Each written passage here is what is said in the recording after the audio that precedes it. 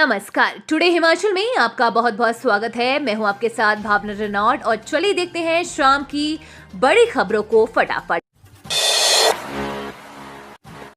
बीड़ी की तलब में आरोपी ने दराटे से ली युवक की जान, ड्रग्स का है आदी।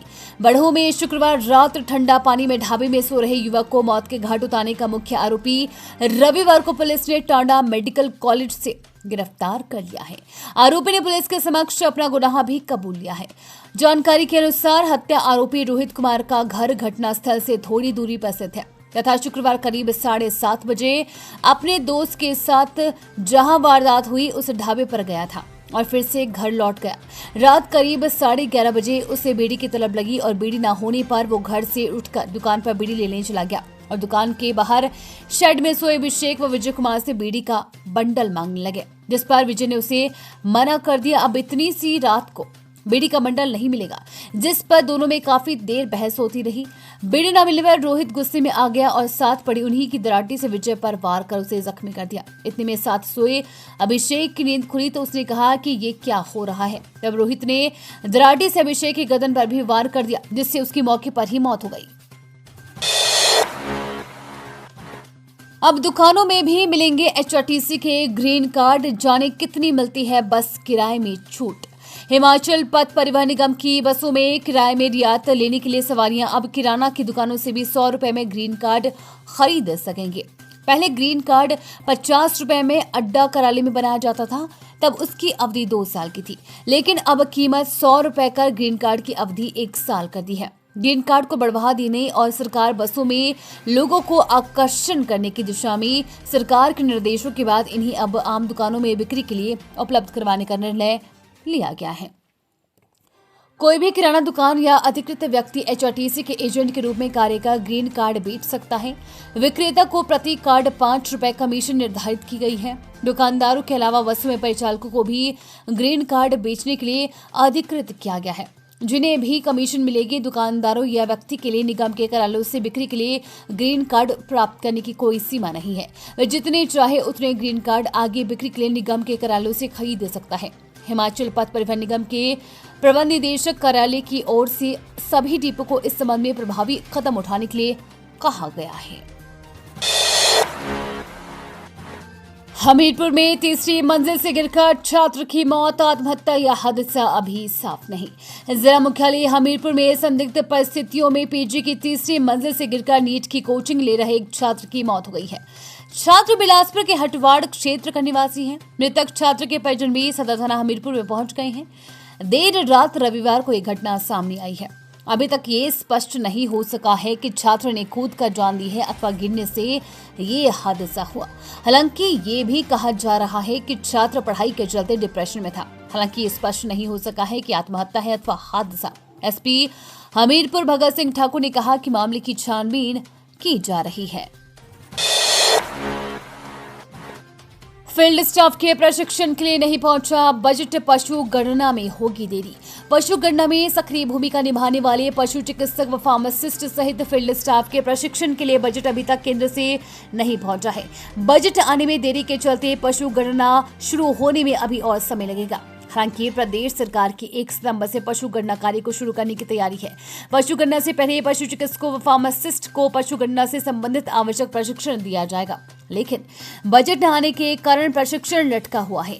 वहीं पशुपालन विभाग भी प्रशिक्षण संबंधी शेड्यूल बनाने से पहले बजट का इंतजार कर रहा है। बजट के आने के बाद ही स्केड्यूल बनाया जाएगा कि पशु चिकित्सकों फार्मासिस्ट को कहां प्रशिक्षण दिया जाना है। हालांकि विभाग इन्हें उपमंडल स्तर पर ही प्रशिक्षित करने की योजना बना रहा है, जिसे बजट के बाद ही अमलीजामा पहनाया जाएगा। जानकारी के मुताबिक हर 5 वर्ष बाद पशु गणना की जाती है। इस बार पशुधन गणना की पूरी प्रक्रिया भी ऑनलाइन मोबाइल ऐप के माध्यम से शुरू होगी। पशु गणना के बाद कुल पशुधन संपदा का पता आसानी से चल पाएगा। पशु के क्षेत्र में उचित योजना बनाने, कार्यक्रम तैयार करने, पुनर्निर्माण करने एवं विभिन्न योजनाओं को सही दिशा देने में पशुधन के आंकड़े सहायक होते हैं। शिव भक्तों का इंतजार खत्म, आज से शुरू मणिमहेश यात्रा। 15 दिनों तक लगा रहेगा भक्तों का जमावड़ा।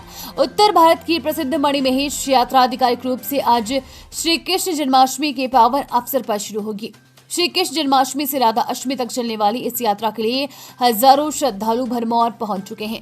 सोमवार को 13,500 फीट की ऊंचाई पर स्थित मणिमहेश की डल झील में होने वाली छोटा शाही नहौण यानी कि स्नान के लिए श्रद्धालु रविवार को ही भरमौर पहुंच चुके हैं। भरमौर के हडसे से शुरू होने वाली 13 किलोमीटर की पैदल यात्रा पर कई जत्थे रवाना हुए हैं। स्नान का शुभ मुहूर्त सोमवार तड़के 3:40 से शुरू हो गया है, जो दोपहर बाद 2:20 तक जारी रहेगा। सफाई कर्मचारियों का कारनामा, अधजली लाश को खड्ड में धकेला। छावनी क्षेत्र में छावनी प्रशासन के सफाई कर्मचारी द्वारा अर्धजली लाश को खड्ड में धकेलने का मामला सामने आया है। छावनी प्रशासन द्वारा रामबाग मार्ग पर स्थित डंपिंग साइट पर कूड़ा फेंका जाता है। सूत्रों के अनुसार वहां सफाई कर्मचारियों को अप्रैल महीने में एक अर्धजली लाश मिली थी, जिसकी सिर्फ धड़ और बाजू ही थी। उन्होंने इसकी जानकारी अपने विभागीय अधिकारी को दी, लेकिन विभागीय अधिकारी द्वारा इसकी सूचना पुलिस प्रशासन को नहीं दी। इस पर सफाई कर्मचारियों ने लाश को खड्ड में धकेलकर मामला रफा दफा कर दिया। आज मौसम साफ, कल और परसों बारिश का येलो अलर्ट। बरोट घटासनी सड़क भूस्खलन से 12 घंटे रही ठप। प्रदेश में सोमवार को मौसम साफ रहने का पूर्वानुमान है। 27 और 28 अगस्त को अधिकांश जिलों में बारिश का येलो अलर्ट जारी हुआ है। 29 से 31 अगस्त तक प्रदेश में फिर से साफ रहने के आसार हैं। रविवार को राजधानी शिमला में सुबह के समय मौसम साफ रहा। दोपहर बाद बादल झमाझम बरसे। शाम को फिर शहर में मौसम साफ होने के साथ धूप खिली। धर्मशाला, ऊना, सोलन, कुफरी, नारकंडा, जुब्बड़हट्टी में भी बारिश हुई। प्रदेश के अन्य क्षेत्रों में रविवार को मौसम मिला जुला रहा।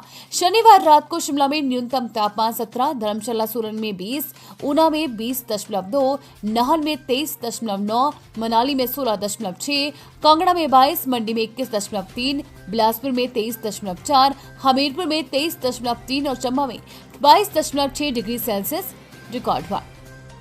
उधर शनिवार रात को शिमला, धर्मशाला, ऊना, पालमपुर, सोलन, मनाली, मंडी, जुब्बड़हट्टी, बरंठी और कसौली में बारिश हुई। रविवार को बिलासपुर में अधिकतम तापमान 35.3, भुंतर में 34, ऊना में 33.6, कांगड़ा में 33.2, हमीरपुर में 32.3, मंडी में 31.2, सोलन में 30.5, धर्मशाला में 29.9, नाहन में 29.2, मनाली में 24.8 और शिमला में 22.5 डिग्री सेल्सियस रिकॉर्ड हुआ। लोगों को बेहतर स्वास्थ्य सुविधाएं प्रदान करना राज्य सरकार की प्राथमिकता, संजय अवस्थी।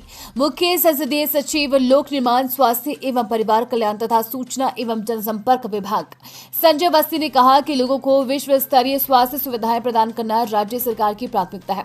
संजय अवस्थी सोलन जिला के अर्की विधानसभा क्षेत्र के ग्राम पंचायत सूरजपुर के पथेड़ में स्वास्थ्य एवं रक्तदान शिविर का शुभारंभ करने के उपरांत उपस्थित जनसमूह को संबोधित कर रहे थे। उन्होंने तदुपरांत ग्राम पंचायत धुंदन में शिवा क्लब धुंदन द्वारा आयोजित वॉलीबॉल तथा कबड्डी प्रतियोगिता के अवसर पर उपस्थित जनसमूह को संबोधित किया। संजय अवस्थी ने कहा कि बेहतर स्वास्थ्य सुविधा प्रदान करने के दृष्टिगत प्रदेश सरकार ने प्रत्येक विधानसभा क्षेत्र में एक स्वास्थ्य संस्थान को आदर्श स्वास्थ्य संस्थान के रूप में सतरोध करने का निर्णय लिया है।